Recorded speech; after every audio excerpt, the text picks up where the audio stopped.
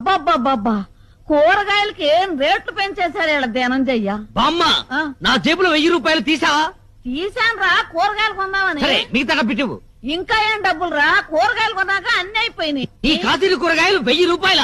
అవునరా. నేను నమ్మను. లెక్క చెప్పు. కూర్చో. కూర్చో చెప్పు. లెక్క చెప్పవే. వంకాయలు కేజీ 25 కేజీలు తీసుకున్నా. 100.